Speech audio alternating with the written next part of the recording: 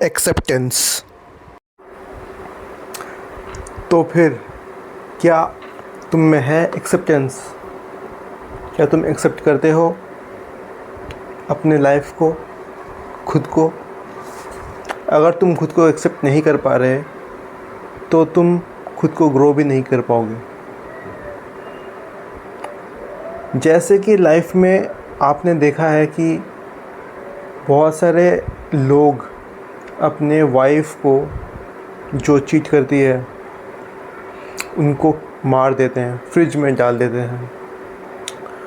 और ऐसे कई लड़कियों को देखा होगा जो अपने लवर से बदला लेने के लिए ऐसे ऐसे काम करती हैं जो कि अल्टीमेटली लड़कियों को ही हार्म करती हैं। अगर उन सब चीज़ों से बचना है तो फिर आपको एक्सेप्ट करना पड़ेगा उस चीज़ को, जो चीज़ आपके साथ हुई है। एग्ज़ाम्पल, अगर मैं एग्ज़ाम में मेरे ख़राब मार्क्स आए हैं, अगर मैं उस चीज़ को एक्सेप्ट नहीं करूँगा तो मैं अगली बार खुद को इम्प्रूव करने के लिए वर्क नहीं करूँगा, क्योंकि मैंने एक्सेप्ट ही नहीं किया कि मैं हारा हूँ। Isn't it? अगर लोग अपनी हार को एक्सेप्ट ही नहीं करेंगे तो फिर वो कभी ग्रो भी नहीं हो पाएंगे।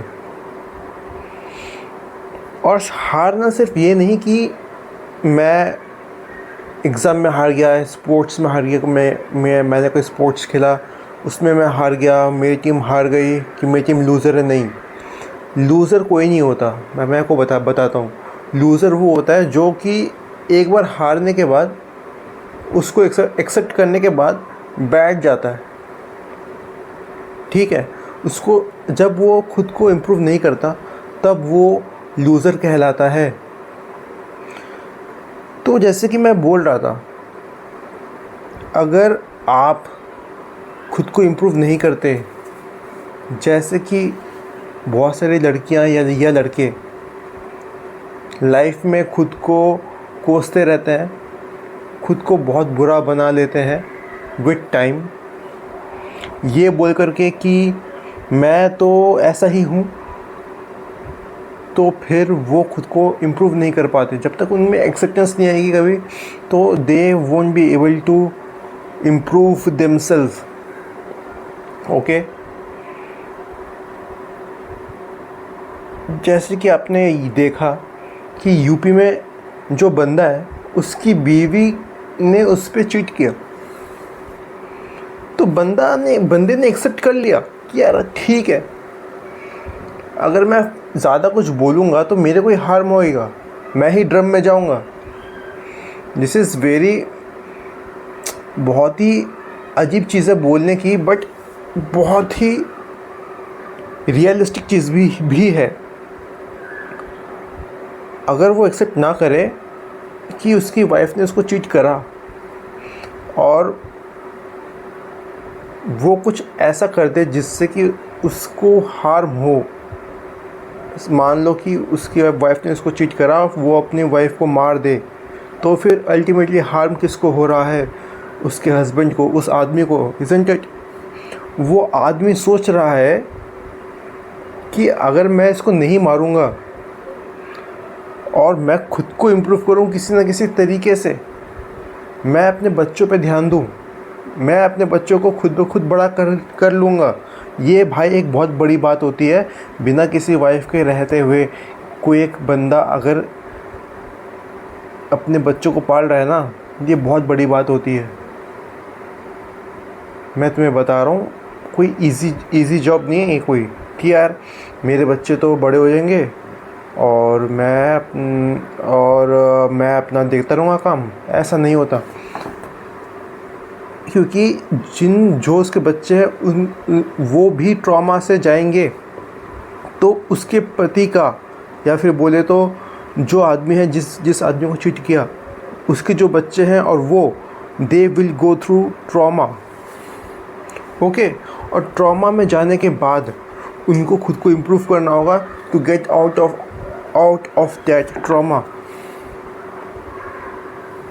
अगर आप आपका कभी ब्रेकअप हुआ है या फिर आपका कभी कुछ भी ऐसा हुआ है जो आपको लगा कि आपके साथ नहीं होना चाहिए था, the only and one way which goes towards the right path is improving yourself in every way. हर तरीके से आप खुद को इम्प्रूव करें, हर तरीके से, क्योंकि ये बहुत ज़रूरी है। किस तरीके से इम्प्रूव करना है, मुझे क्या चीज़ खुद को इम्प्रूव करना है, वो आपको सोचना पड़ेगा विद टाइम। आपको खुद को ट्रॉमा के बाद आपको खुद को टाइम देना पड़ेगा। Give yourself some 2 to 3 months, think over that कि मैंने ऐसे क्या किया था जिसके लिए मैं ऐसे चीज़ों के से गो थ्रू हुआ, मेरी क्या गलतियाँ थी, मैं क्यों नहीं अपने वाइफ को पकड़ पाया। देखिए, अगर अपने वाइफ को पकड़ लेता तो वो पहले ही डिवोर्स दे सकता था। वो अपने बच्चों को बता सकता था कि यार तुम्हारी मम्मी ऐसा कर रही है, मैं क्या करूँ, तुम बताओ। Isn't it? वो मेंटली प्रिपेयर्ड रहता,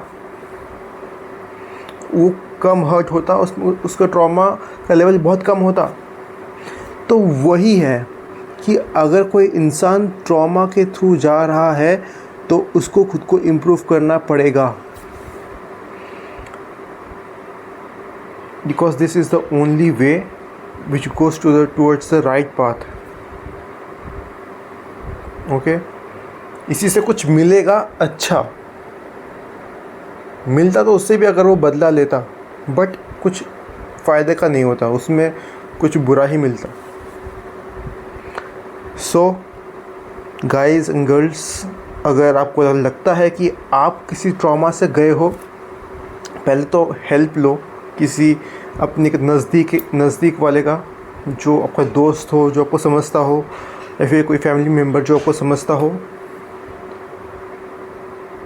उस इंसान को या फिर उस इंसिडेंट को भूलने की कोशिश करो जो आपके साथ हुआ। उससे क्या सीखा आपने, वो बहुत ज़रूरी है, कि अगर आप सीखोगे नहीं तो आप इम्प्रूव नहीं कर पाओगे उस चीज़ से।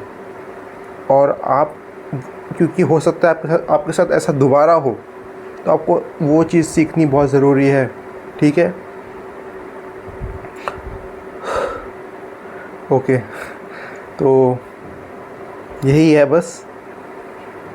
आप सीखिए और ग्रो करिए।